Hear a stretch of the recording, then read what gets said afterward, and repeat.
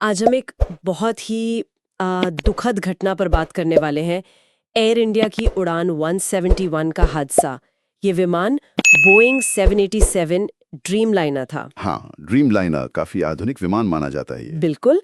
ये 12 जून 2025 को अहमदाबाद से लंदन गैटविक जा रहा था, लेकिन टेक ऑफ के कुछ ही देर बाद दुर्घटनाग्रस्त हो गया। विमान में 230 यात्री और 12 क्रू सदस्य थे, मतलब कुल 242 लोग। हाँ। आज हम कोशिश करेंगे कि जो भी जानकारी उपलब्ध है उसे समझें। जी। ये वाकई में मतलब पिछले कुछ सालों की सबसे गंभीर, सबसे घातक विमान दुर्घटनाओं में से एक है। हाँ, आंकड़े तो यही बताते हैं। जानकारी के मुताबिक विमान में सवार 242 लोगों में से 241 की मौत हो गई। 241, ये आंकड़ा ही अपने आप में बहुत भयावह है। और ये त्रासदी सिर्फ हवा में नहीं हुई, हाँ, वही मैं पूछने वाली थी। जमीन पर भी इसका असर हुआ। बहुत ज्यादा। दुर्घटना हुई अहमदाबाद के मेघानी नगर इलाके में।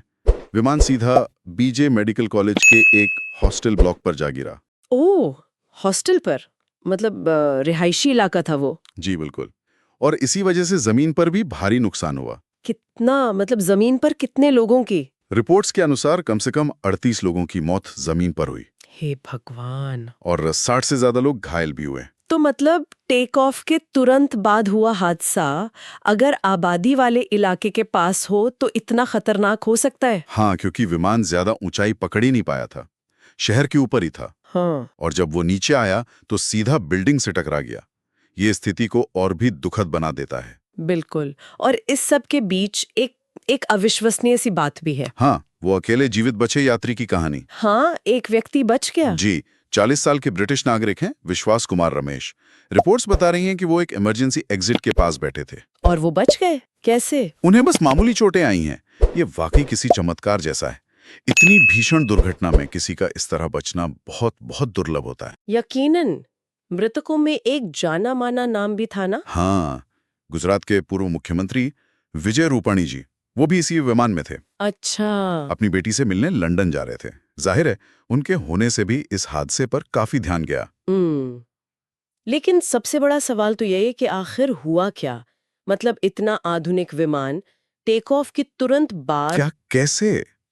शुरुआती जांच क्या कह रही है? देखिए, अभी तो बहुत शुरुआती दौर है जांच का, लेकिन जो पहली रिपोर्ट्स आ रही हैं उनमें दोनों इंजन्स के एक साथ फेल होने की बात कही जा रही है। दोनों इंजन एक साथ? जी, ऐसा अंदाजा है कि शायद इसी वजह से विमान जरूरी ऊंचाई और स्पीड वो पकड़ ही नहीं पाया। ओह। डीजीसीए मतलब नागरिक उड्डयन महानिदेशालय, उन्होंने जांच शुरू कर दी है। हाँ, वो तो करेंगी। और विमान के ब्लैक बॉक्स भी मिल गए। अच्छा, ब्लैक बॉक्स मिल गए? वो तो बहुत जरूरी होते हैं जांच के लिए। बिल्कुल। उनमें फ्लाइट डेटा रिकॉर्डर और कॉकपिट वॉइस रिकॉर्डर होता है, उनसे काफी कुछ पता चल सकता है। लेकिन ये बात ध्यान रखनी होगी कि ये सब अभी सिर्फ शुरुआती अनुमान है। सही बात है। पूरी तस्वीर साफ होने में तो अभी काफी महीने लगेंगे। गहन जांच होगी। बेशक, जांच तो चलती रहेगी, लेकिन फिलहाल तो अनगिनत परिवार हैं जो शोक में हैं। कई लोग तो अभी भी अपनों की पहचान का इंतजार कर रहे होंगे। हाँ, पहचान की प्रक्रिया चल रही है। डेंटल रिकॉर्ड्स, डीएनए सैंपल्स, इन सब का इस्तेमाल हो रहा है। मैंने एक रिपोर्ट में पढ़ा, एक बहुत ही दर्दनाक कहानी थी कि कोई व्यक्ति तो अपने पिता के अंतिम संस्कार के लिए भारत आए थे और वो भी इस विमान में थे। उफ। हाँ, ऐसी त्रासदियों का मानवीय पहलू सबसे ज्यादा दुखदाई होता है। हर आंकड़े के पीछे एक जिंदगी है, एक कहानी है, एक पूरा परिवार है जो तबाह हो गया। सही कहा। और जांच का मकसद सिर्फ तकनीकी वजह जानना नहीं होता, बल्कि ये भी कि भविष्य में ऐसा दोबारा न हो। एविएशन सेफ्टी प्रोटोकॉल कितने जरूरी हैं, ये ऐसी घटनाएं हमें बार बार याद दिलाती हैं।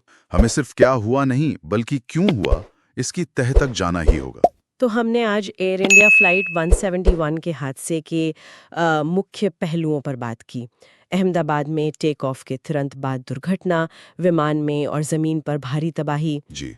वो एकमात्र जीवित बचे यात्री की अविश्वसनीय कहानी, हाँ। और इंजन फेलियर की जो शुरुआती आशंकाएं हैं वो भी। बिल्कुल। और अब सबकी नजरें डीजीसीए की विस्तृत जांच पर टिकी रहेंगी। देखना होगा कि आखिर चूक कहाँ हुई। ये सोचना ही कितना परेशान करने वाला है कि बोइंग 787 ड्रीमलाइनर जैसा, मतलब तकनीकी रूप से इतना एडवांस्ड हाँ। विमान उसमें टेक ऑफ के कुछ मिनटों में ही इतनी बड़ी, इतनी विनाशकारी गड़बड़ी कैसे हो सकती है? सही बात है। ये घटना कहीं ना कहीं हमें याद दिलाती है कि सबसे आधुनिक तकनीक भी वो पूरी तरह से जोखिम मुक्त नहीं होती। बिल्कुल। सुरक्षा के लिए लगातार काम करते रहना, सुधार करते रहना, ये हमेशा जरूरी है।